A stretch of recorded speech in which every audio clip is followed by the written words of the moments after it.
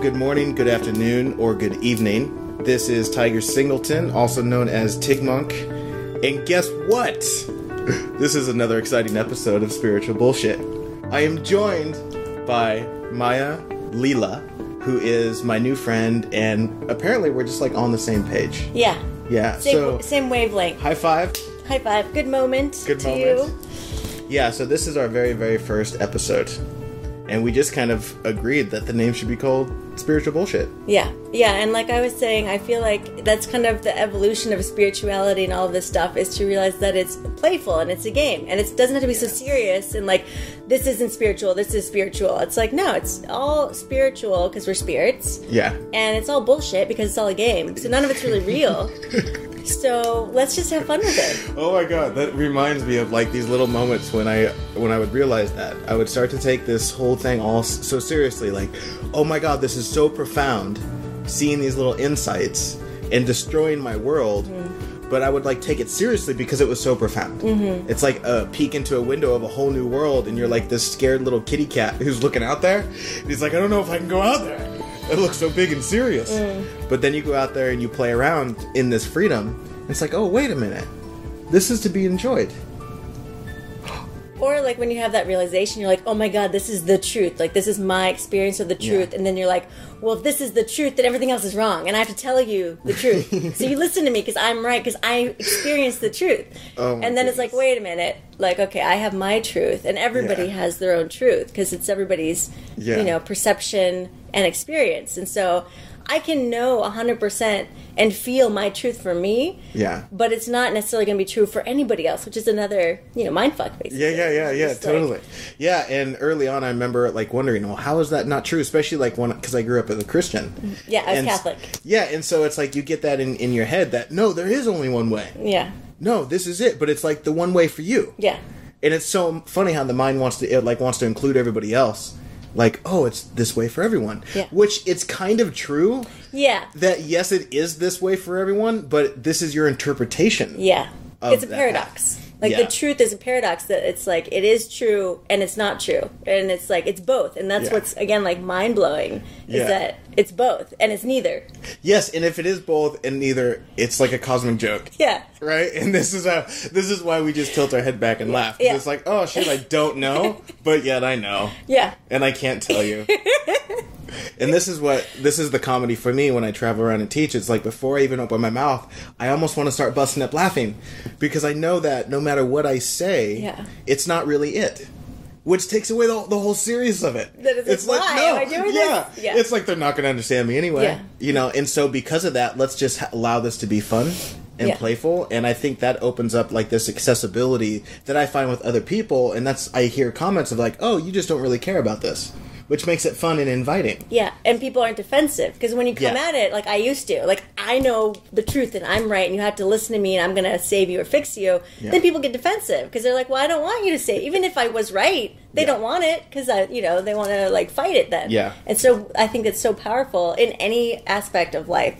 If you can come to it with zero, I don't know how much we're going to cuss, but like zero shits or zero fucks. It's like, when you know your truth and you really don't care at all what anybody else thinks, then you're free. Yeah. And people feel that, and then they're like, oh, well, what are you doing over there? Or like, what's your thing? Tell me. And they want it. It's this like game. I love it. It's like you're not out here to really do anything. Yeah. You're just here to enjoy it, and then it just happens naturally. Yeah. But like you were saying, this freedom that you step into when you recognize that, I kind of want to touch on that a little bit to clarify from a fun spiritual perspective of what that is. Because the way that I see it is, we kind of wake up to this realization that we are creating everything. That we are giving life to every experience through our interpretation. So if I feel like a victim, it's because I'm seeing a victim kind of situation. If I feel like I'm worthy, it's because I'm seeing that dynamic play out. And so in every moment, there's this freedom to interpret whatever's showing up. Yeah. And in that, if you see it playfully, then it's not taken personally, which is kind of like a cage in itself.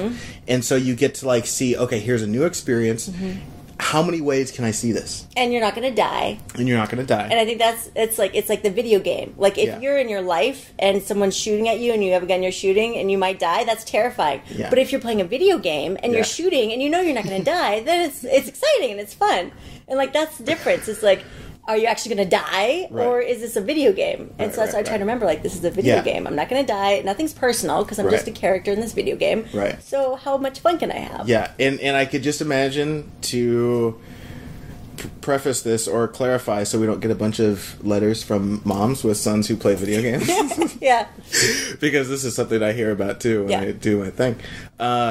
When you're in this place of freedom, it's all play. And you're not wanting to be violent. No. There's no... Because you're connected. Yeah. And this is such a great thing to clarify, too, because the difference between the game and then actually being violent, it's like the game is a game of tag. Mm-hmm. You know, when we're a kid, we're running around trying to, you know, tag people and whatnot. And so it's like this social interactive thing. Yeah. But in a violent situation, when you really want to bring harm to somebody, that's a completely different dynamic. Power. Yeah, and it's like, I feel like I'm in a cage, and so I need to dominate you. Yeah. That's what I kind of see when somebody acts out violently, is there's no freedom in that. No. Not at all. Mm-mm. But from a game perspective, it's totally different. Yeah, it's your only option at that point. Yeah. Is that. And so they're forced into that versus, again, like, coming from the play, the joy. If you're in your joy, if you're connected, you're never going to harm another person. Because that actually, people are like, oh, some people enjoy causing pain. It's like, that's not joy. Yeah. That's coming from the place of feeling trapped or powerless, and they're trying to reclaim the power. Yeah. So, they're completely two different dynamics of, like, coming from that place of, like, fear, lack, pain, whatever, you know, encagedness versus the joy. Yeah, and this is the opposite of that freedom. Yeah. Is to feel restricted in that way. Yeah. And that's just the predominant, you know, experience for human beings, too. It's like to walk around and feel like there's constantly some sort of chain. Mm-hmm. There's something that's impinging my freedom, and so I must change, or I must manipulate or control something so that the next moment is free. Which for me that's the game of being human, is what I call divine amnesia. Mm-hmm. It's like God, like whatever you want to define that as, doesn't know what that's like to be fearful or separate or like in this cage and feel that limitation. And it's like going to see a scary movie or being on a roller coaster of like, if you're human and you forget that you're a divine God, all creator, powerful, whatever, you're on this ride and it can be terrifying, which is kind of fun as long as you really realize you're not going to die. You know? Yeah. When it becomes a game, and it's like, that's perfect, because that's one reason why the divine might experience itself in this way, to gain experience and see, oh, what's that like? Yeah. This is a ride. Yeah. And it seems like such a discompassionate thing to say. No, it does. I know. I get that a lot, too. Yeah. People but again, in the space that we're occupying right now, as we talk about it, you know, from both sides and seeing the whole picture, it's very compassionate. Yeah. But, well, no, I've been there. You've probably been there. Yeah. I've been, like, I am not just naturally this, like, happy-go-lucky, like, I worked hard to get this place because I come from a very, you know, traumatic background, and I've suffered a lot in my life, and I've gone through, I've felt all of this stuff, you know, and so I think that compassion thing is, like, it's not that I've never experienced it, you know, and that I don't know what that feels like, but I would like to stay in this place of joy and play, and so I'm going to remind people that, like, oh, you're not a victim. Like, I know this sucks and it hurts and it's shitty and it doesn't feel good, but, like, but remember, you know. Yeah. But it's a hard balance. I find that challenging just in life with friends. Yeah. Like, how to be compassionate and, like, and sit with what they're going through without discounting it. Yeah. But then also be like, but also remember, like, this is a game and you have a choice of whether or not to create the victim story or not. Right. And in those situations, for myself, I find that there's this surrendering to, I don't know what to say. Yeah. And then, but you still know the truth. Yeah. And so what I'm going to do is just be available and hold a space of love and then see what happens. Yeah. And then in that, I'll say what I need to say. It's kind of like doing satsang, you know, you just kind of show up and see what the moment asks for. Yeah. But yeah, there is that fine line there, and you really can't tell anybody, oh, go tell them this or go tell them that. Yeah. It's really got to be an authentic kind of thing. Yeah. Which is scary. It is. Because it's that scary place of, like, well, I don't know what to say. There might not be anything I can say. Yeah. And just sitting with that and being okay with it. Like, that's a practice, you know? Yeah. And, you know, and there can be joy in that, too. I just had this experience yesterday where I was with somebody and they experienced something that was hurtful and, you know, it brought tears. And to kind of hold them and be like, oh, this is kind of joyful. Mm-hmm. You know, it's like even in this space, they're processing the dream. Mm-hmm. They're processing the story of conditioning. Mm-hmm. And I'm here allowing that to play out and not judging them. You know, and just offering that space. It's like, oh, this suffering is beautiful. It is. Yeah. It doesn't have to be, oh, poor you kind of thing. Yeah. And so in that, we don't have to like change the world. Yeah. We can just be available to the world in our own energetic space of love. And in that, anything we come across doesn't have to be ugly, per se. It doesn't have to be a problem. It can be an opportunity to hold space for love. Oh my God. I love that. Yeah. Yeah. And I think that's a huge point too, is not having to change anything or save the world or help the people or save the children. Like, that's a huge shift too, where it's like, you know, we don't need to help anybody. People are like, oh, that's not compassionate. There's people suffering. It's yeah, but everybody's a god. Again, like, everybody's a divine creator, and in some level, they're having this experience, which is beautiful in ways that we might not see yet or understand. But we don't need to do anything. Yeah. It's like, and I think it takes a level of like trust in the universe. Yeah. And that faith to really feel that that's true. Because otherwise it's like, oh, I need to help or save or fix. And that's an intense anxiety. Yeah. To have. And it's impossible. Yeah. You can't fix the world. You can't save the world. So if you cling to that, you're just going to be stuck. And I love it because the mind comes up with ideas that it thinks is helpful, but they're like coming from fear. Yeah. And so it's like what we think is helpful isn't really helpful, and sometimes what we think isn't helpful is really helpful. Yeah. And so in that, again, there's this trust that says, I don't know. Yeah. I don't know what's best for you. I don't know what you need to hear. Yeah. But in this moment right now, here's what's natural for me. Yeah. And so in that, even to feed a homeless person, it's not to fix them. It's to express love. And then let life do whatever it's got to do. Because it's like my experience being homeless, it's like, oh, God, don't ever take that away. It's like that was one of the most profound experiences. Yeah. And even some of the really nasty, ugly things I've been through, it's like, oh, my God, I can see how that was divinely orchestrated for me to see a profound discovery. Yeah. And so I giggle inside sometimes when I see other people going through shit. Yeah. Because you can kind of see this like light at the end of the tunnel that they might discover. Yeah. Well, that's what I was thinking when you said the beauty, like you're holding your friend going through those tears, and because they're maybe at the bottom of like feeling the despair, the hopelessness, or the fear, the pain, but you know that it's going to come back around in this beautiful healing way that can only be expansive and beautiful. So you're just seeing a little bit ahead, and you're already there, and you're like, yay, even though they might be crying, you know? Yeah. And so it's like, again, that keeping that broader perspective of like, this is all creating joy in some mysterious way it's that all we don't understand. Leading towards joy. And beauty. Yeah. And see, and that's what I think is the beautiful indicator of pain and suffering. Yeah. Is anytime we're with some sort of internal dis-ease, it's like life nudging us a little bit to look at this or to let go of this or to see that it's not serving you because it hurts. Yeah. And so in that, life is constantly trying to allow us to enjoy this experience. Yeah, definitely. But we really have to give up our idea of what we think it's about. Yeah. You know, because that pain and suffering is coming from the idea that we know. Yeah. You know, like we know how it should be. But life's saying, no, chill out. It's not meant to be known. And again, I think it comes back to that having some kind of faith or trust. And I don't believe in God as defined by Catholicism or different religions because I think it's a personal, like your own personal relation and experience to something that cannot be named or described or limited in that way. Yeah. But I think that's kind of where we're at in general. Like people have been like, okay, religion doesn't work. Like we don't want to do that anymore. But if you haven't moved into your own spirituality in a deep way, you're kind of stuck in the middle where you don't have a faith or trust in life going well or life supporting you in some magical, mysterious way. Yeah. So if you don't have that, then it's like, how do you have that faith or trust to see that it is going to be beautiful and joyful eventually? Yeah. It kind of points for me to this silliness of whether I believe in God or if I don't, or being an atheist or agnostic, because those are all ideas in themselves that are a belief in something. Yeah. And so there's always this movement of a belief in something, whether it's this side or that side. But to kind of see beyond that the belief is just an idea. Yeah.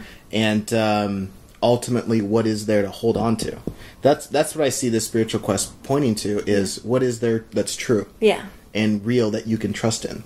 And that's where I see us get in trouble, is when I start like putting my trust in this person or that person, saying, oh, my wellness is here. Yeah. Oh, then this is what's going to give me a sense of peace. Yeah.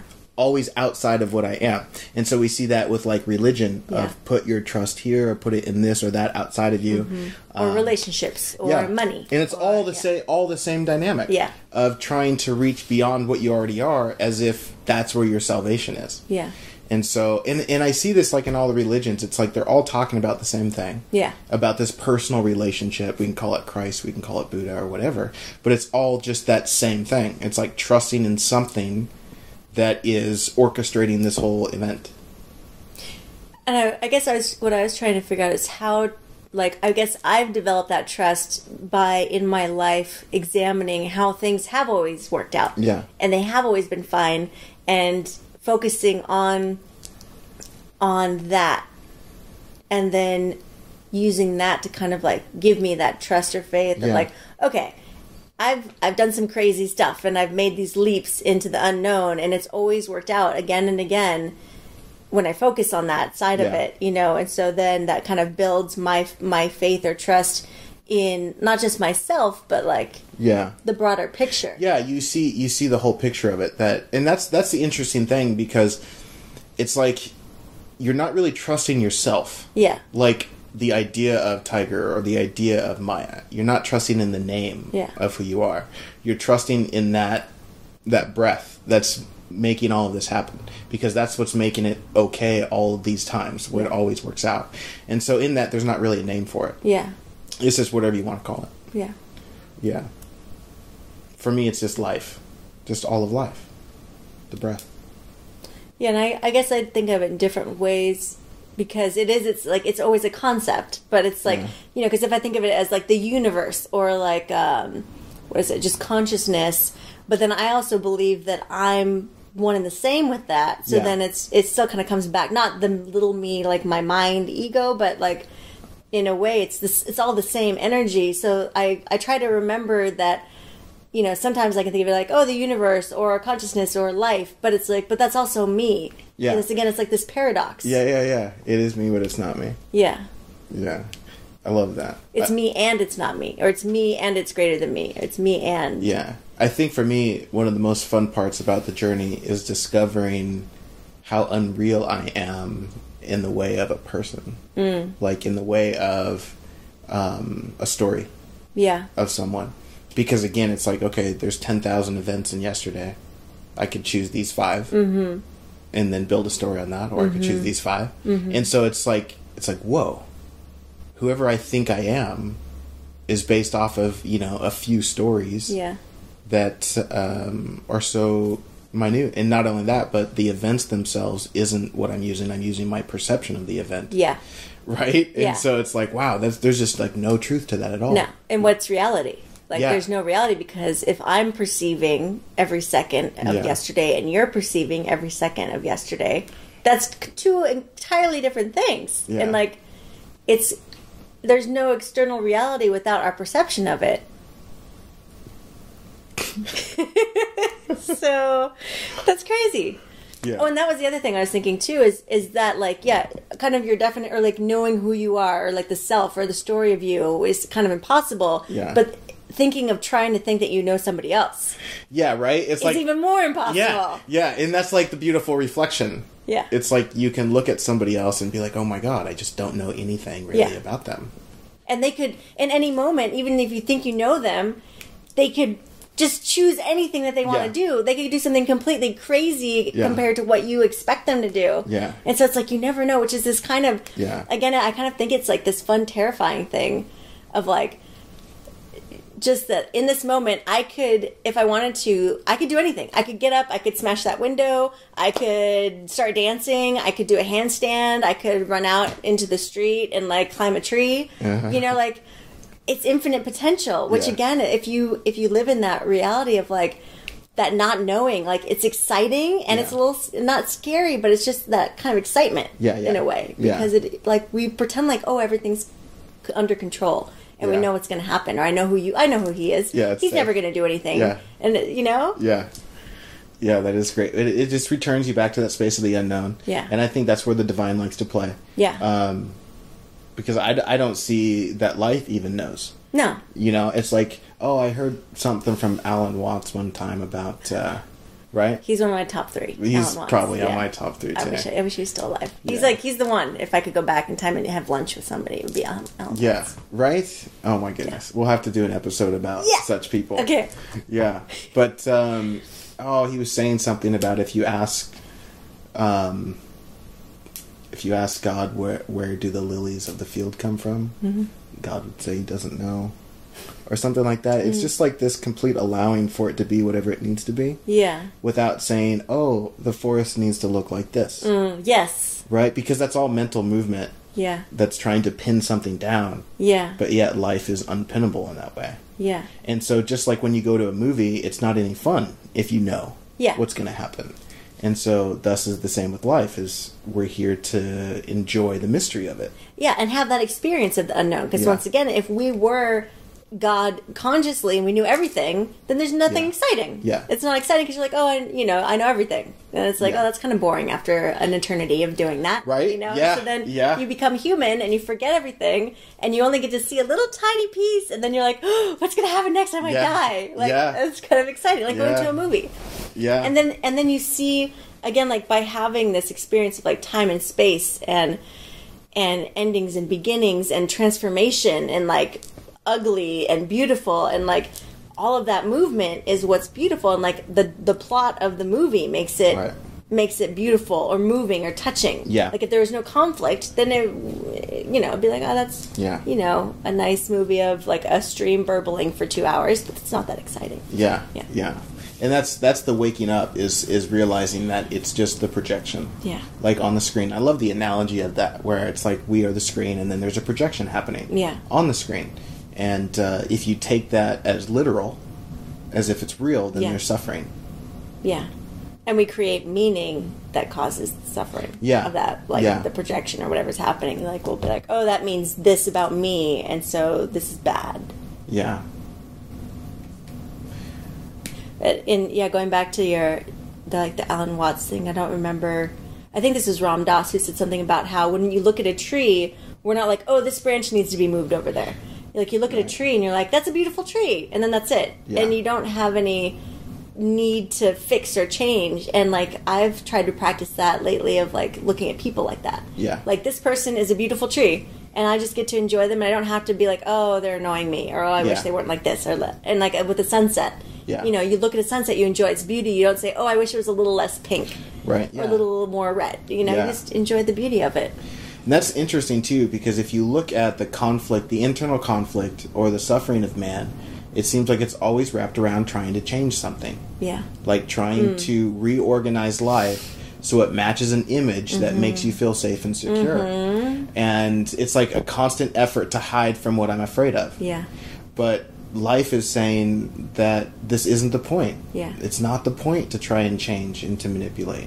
And you don't need to protect either. Like that's something that's been really huge for me the last few years, is that the fear of whatever you're trying to protect or defend. But if you just open up to life and allow it, then the need to protect or defend disappears, because you realize that it's all for your good, and that it's, there's this flow that's happening.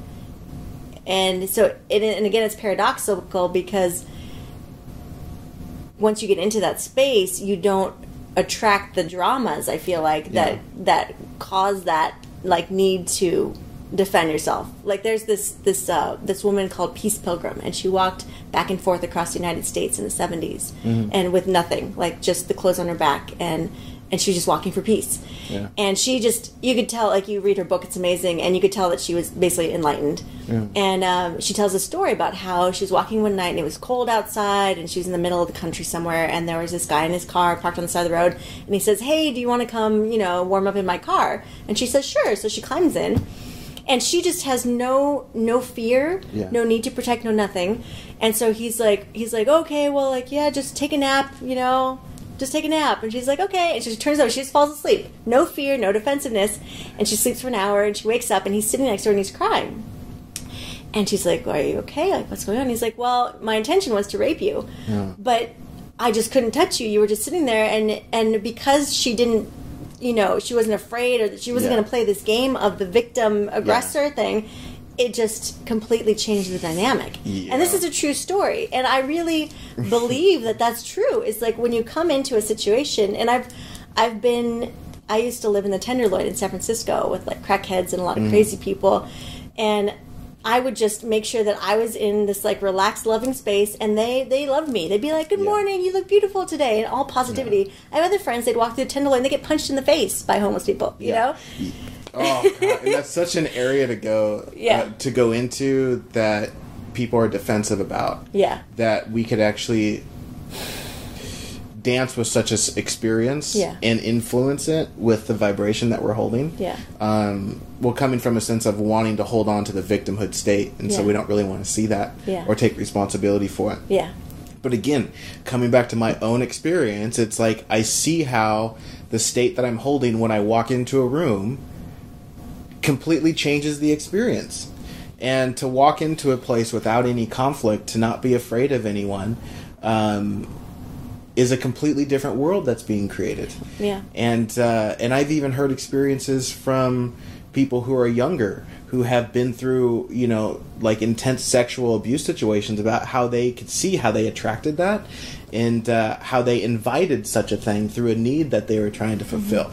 And again, not to say it's right or wrong or should not. It's like, this is what happens, and here are the recognitions that we're discovering within ourselves. And I feel like sometimes that stuff is taught, like especially like children that are molested at a very young age.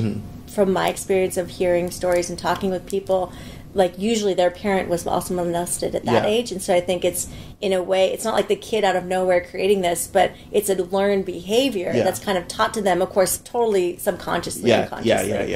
And then they're like, okay, well, this is what's expected, this is what I've been taught, and so you know, it creates that whole dynamic. Yeah. But yeah, it's a touchy subject. But again, like going back to my own experience, going back to the Tenderloin, I was standing in the doorway of this bar, and it was, you know, it was late at night, and I had gone out to make a phone call, and there was this guy who was he was walking down the street, and he was just screaming like profanities, obscenities, like rage, and he was behind a wheelchair, like pushing on it, walking, and he couldn't see me at first, but because I was in this doorway, but I was just, you know, I was just like relaxed, I wasn't scared, I was just sending, you know, light and love, whatever, and so he walks by me. And then as he's passing me, he turns and he looks at me and he says in a normal voice, "I'm sorry, ma'am, I'm just in a lot of pain." Oh. And then he continues walking. And he went like from screaming obscenities to apologizing to me. And I was just like, okay, for me, this is my experience of my truth, that my energetic state can influence this. And see, I love it because it points to the complete moldability of this reality. You know, especially as it refers to conflict with other people. Yeah. It's like, it doesn't have to be that way. It's like we get these ideas that life is just this way. Like there's conflict and there's heartache and there's... And this is something like from my own experience I recognized like a year ago, where I just like felt in a way that I couldn't communicate, but it was like life was inviting me to live from a completely different space, like from those that I was normally around. But it wasn't like a better than or a worse thing. Yeah. It was just on a deeper sincerity with the trust in the truth that I know, where it was like, life is saying, Tiger, 100%. You know, it's like to trust this truth or this insight to my complete core means I turn away from the way that everyone else is doing it, which is also to be willing to be perceived as a nut job. Yeah. Oh, yeah. I've gone through that myself. Yeah. I'm like, yeah. And I went through an experience a few months ago where I was put in a mental institution. I was in a hospital and then in a psych ward for 3 days. And I had that experience, like literally, of people looking at me, and because I live my life in a certain way, and I do have these spiritual principles that I go by, but to other people looking in, it can look like I'm insane. Yeah. And they're like, I remember the social worker, he was like, "So you went to Hawaii to have your daughter?" And I was like... Oh, that's weird. Yeah, and I was like, who doesn't want to go to Hawaii to, like, give birth? Like, what's wrong? But for them, it was unstable because I'd, like, been living in Mount Shasta and San Francisco, and then I went to Hawaii, and then I came back to Oregon. And so they're trying to make it out, you know, and I was just like, okay, like...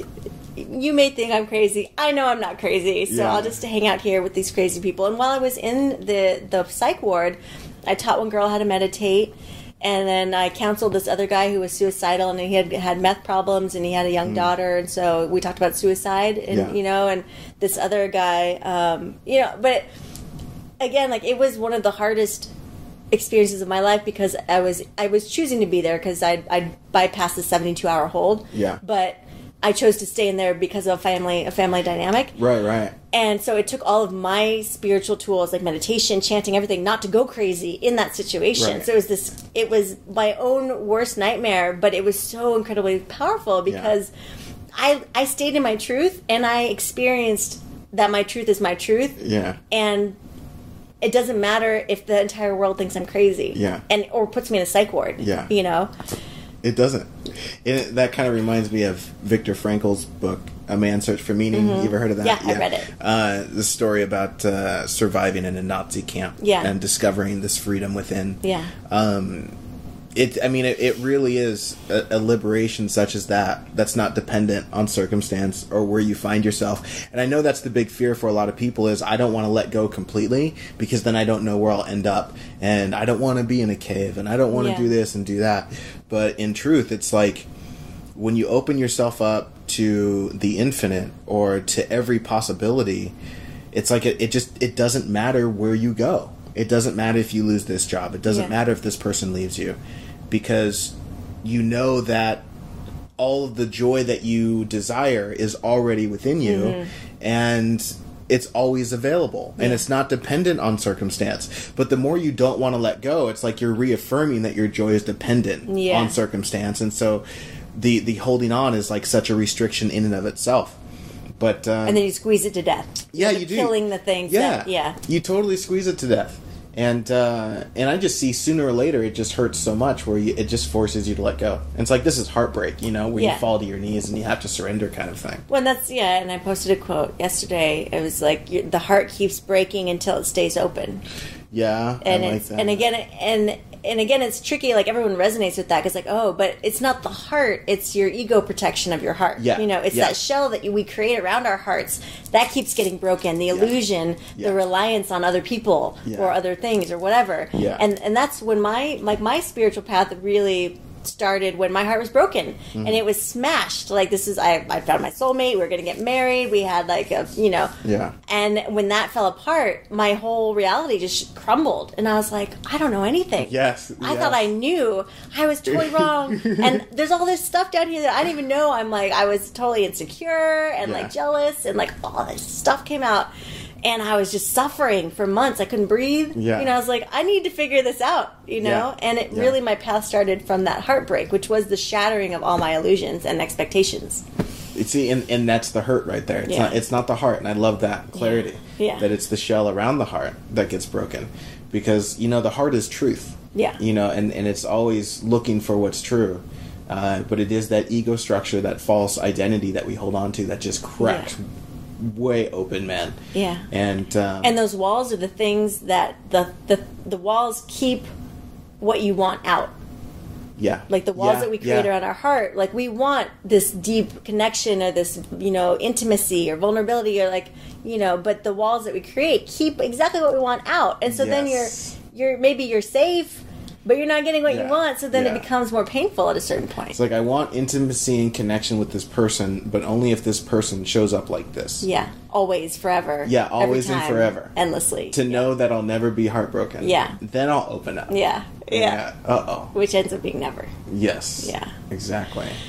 Because that is interesting, too, because it's like there's this intrinsic desire for connection and these experiences that's very much divine. But yet we have this conditioned idea that we're says, taught. We're taught that it has to be this way. Well, that you're going to get hurt, so protect yourself and fight against everything you don't want. That's how you stay safe. And then that's exactly, I feel like that's what we do to kids is we condition them and we teach them we put all the fear on them. And then they have to spend the rest of their lives undoing it, which again is part of the game. But like with my daughter, like I'm trying my best not to put fear on her or like not to protect her even. Like she's rolled off this couch a bunch of times and some people be like, oh, she's gonna hurt herself, and I'm like, she's fine. And she's it's just part of life. And like if I feel like if I can work through my own fears and stay in that place of trust as much as possible around her, then that will hopefully give her the foundation to just start at that place rather than trying to undo all these years of fear. Yeah, and I'm doing the same thing with my daughter too. And she's 9, and I swear it's like she's a 30-year-old in a 9-year-old body of just this presence of comfortability in the mystery. Yeah. In knowing that, you know, life is this game somehow that she gets to explore. And I've had so many comments from people about how I parent, or even wondering, what did you do? Yeah. It's like I didn't do anything. Yeah. You know, it's like, it's just extending this freedom because we have this idea of, oh, I need to take control. Yeah, or I need to teach this kid stuff where the kids come in knowing everything and being connected, and we break all that and say, no, don't stay connected to yourself. Listen to me. I know what's better because I'm wiser and smarter, which of course is not true. Yeah. And so then, And the education that I receive from my daughter is to realize that she's not my property. Yeah. Because every time I start thinking she's mine, in just like any relationship, the time I have an expectation of what you should look like, it just breaks that. Yeah. And as long as I'm not holding on to any of that, then it's impossible for me to get hurt in that way. Yeah. It's just to kind of like realize from a deep space that this isn't mine. Yeah. That this is a whole nother opportunity of the divine, and I'm just here to hold space again for love and flow in whatever way feels natural. And for a lot of parents, the difficulty is using the child to support your own idea of a parent. Yeah. It's like, okay, I really need to feel like a good parent as opposed to a bad parent. Yeah. And so to support that, I need you to look like this. Yeah, I need you to clean your fingernails. Yes, yes. I did that with Shasta. Like, her fingernails are filthy because we went camping. Yeah. And then she plays in the fireplace and does all this stuff. And I just let her eat dirt. I'm like, yeah, you can eat dirt if you want. But it crossed my mind. I was like, look, her fingernails are dirty. People are going to think I'm a horrible parent. Yes. I'm not bathing her, which I am, you know. But it crossed my mind. I was like, nope, let that go. If her nails are dirty, like, it's fine. It doesn't mean I'm a bad parent. Yeah. Like, she doesn't care. Oh, my God, I love that. Because, again, it's like operating from a completely different perspective. Yeah. I try to stay aligned to the fact that she is a soul. Yeah. And she is powerful. And she's God in a little skin suit. And on like a higher level, she knows what she's doing. Yeah. And I can be present again. Like, I'm not gonna let her get hit by a car and all. People bring all, where she runs in the street, you know. And it's just like, well, maybe her soul wanted to stay here for 2 years and die. Like, I don't know. Yeah. And people again don't like when you talk about that. That's not compassionate. I love how death is perceived as something that's horrible, horribly wrong. Yeah. Yeah, like it should be avoided at all costs. It's a failure. Yeah, totally. Death is a failure, and doctors think that. Like, our whole society is based on the idea or the belief that death is failure. Yeah, which for me is just causes so much more suffering and fear and like impossible striving. Yeah, to keep life going at all costs, and it's like it's okay to die, but again, it goes back to like you kind of. If you think this is your only chance, and you need to stay here and cling as long as possible until you go into the void and it's terrifying, then okay, it makes sense maybe.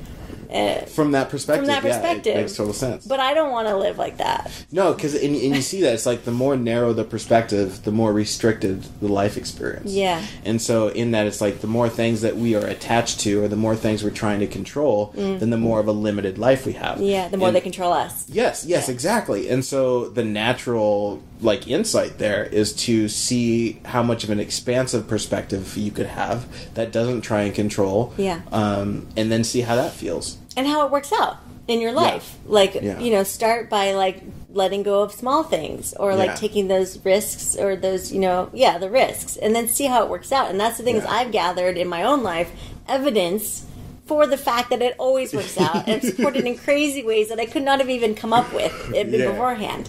And then, and it's still scary, but I feel like it's less and less scary after, like, the more I take these leaps of faith and see that it always works out, the next time I still get scared, but less. Yeah.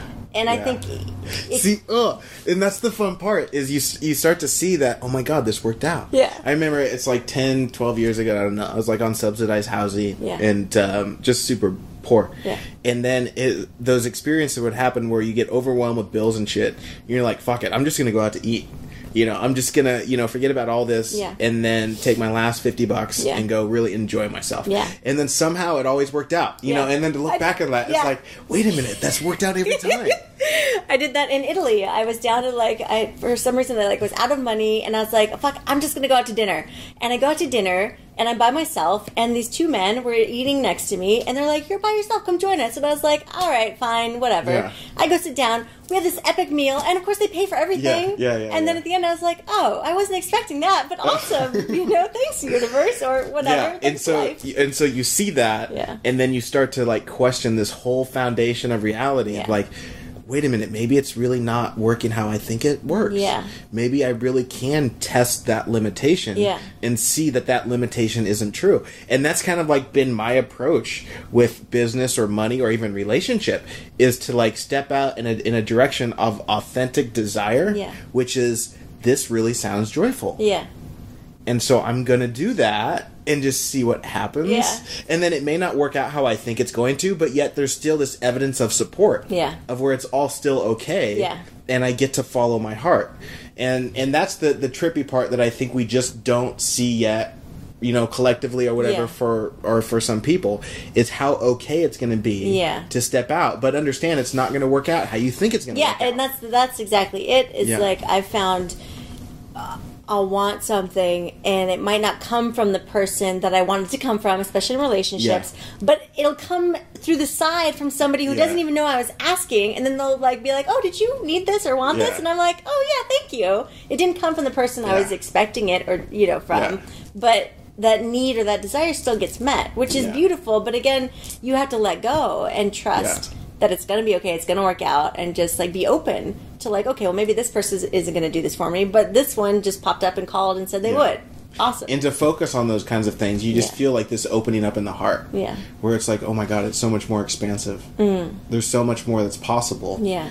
And I think that's just such a great opportunity to imagine. Yeah. You know, like what you really could experience in this life. Yeah. And not so much for an ego space of how important can I become. Yeah. But what kind of experiences are there to be had. Yeah. As it relates to doing what I authentically enjoy doing in this life.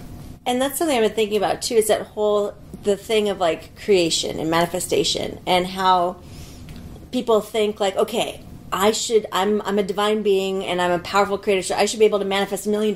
Right, right. And what I've realized is it's not about manifesting the specific thing in the external world, but manifesting that state, that emotional state of already having $1 million, which you do have complete control over, is how you feel. And so you can manifest that state, and then what happens is, it doesn't mean that exactly $1 million is going to come to you, but things will happen that are basically like you have $1 million. Like someone will invite you to go on a yacht with them. Yeah. Or they'll be like, oh, I've got this, you know, cabin in Aspen. You can go for a week. Yeah. It's $10,000 a night, you know, but you can go for free. Yeah. You know, like things like that. And so it's like that difference between trying to control external reality and manifest versus control your internal reality. Yeah, and I think that's the defining thing that I think we miss a lot in this quest of manifesting.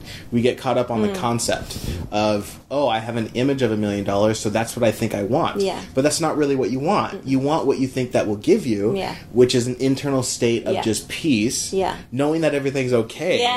And that's what we always want. It's like no matter what we think we want to manifest, we're trying to manifest the truth of reality. Which is that all as well. Oh my God. It's all just the same thing. And so that's like the play part. Is I can imagine it's this or imagine it's that. Yeah. But the truth of it is just to be where I am. Yeah.